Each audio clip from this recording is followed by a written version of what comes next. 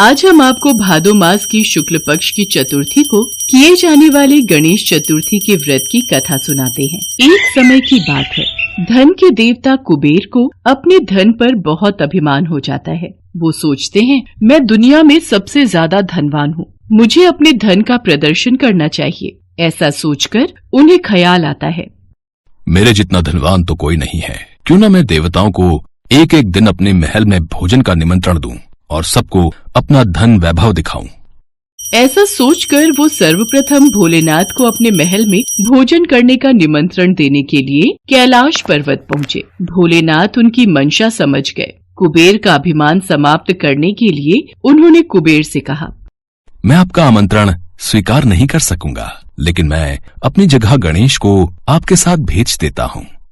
ये सुनकर कुबेर ने सोचा, मुझे तो अपना धन वैभव दिखाना है, भोलेनाथ ना सही, उनके पुत्र ही सही।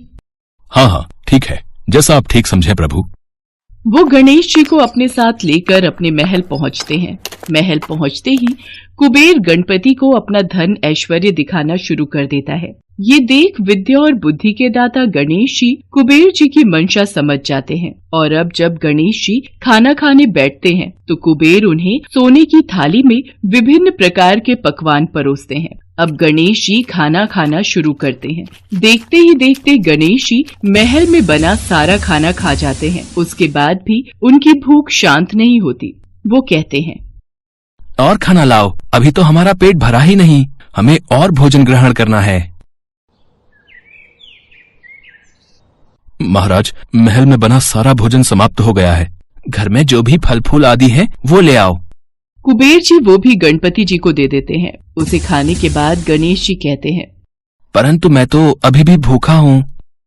अब कुबेर ये समझ जाते हैं कि मैं अपना वैभव और ऐश्वर्य प्रभु को दिखाना चाहता था, इसलिए गणेश जी मुझे सीख देना चाहते हैं। वो गणेश जी से हाथ जोड़कर माफी मांगते हैं और कहते हैं, प्रभु, मैं अब कभी भी अभिमानवश ऐसा कुछ नहीं करूँगा, हमें क्षमा कर दीजिए प्रभु। हमने आपको क्षमा किया। ये कहकर गणेश जी वहाँ से अपने घर कैलाश पर्वत के लिए निकलते हैं। अब क्योंकि गणेश जी ने बहुत सारा खाना खाया था, उनका वजन बढ़ जाता है। अब वो अपनी सवारी नन्हे से मूषक पर बैठकर अपने घर कैलाश पर्वत के लिए चलते हैं।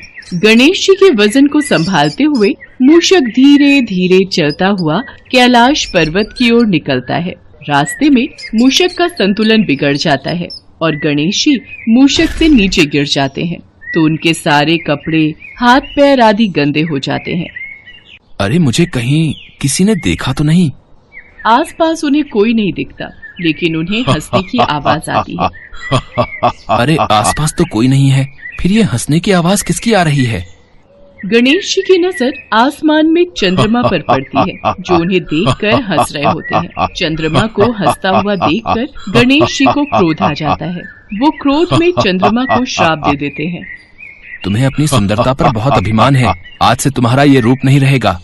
गणेश जी के श्राप देते ही चंद्रमा कांतिहीन हो जाते हैं। ये देख चंद्रमा को अपनी गलती का एहसास हो जाता है। वो गणेश जी से माफी मांगने लगते हैं। मुझे माफ कर दो प्रभु, मुझे क्षमा कर दो, मुझसे गलती हो गई।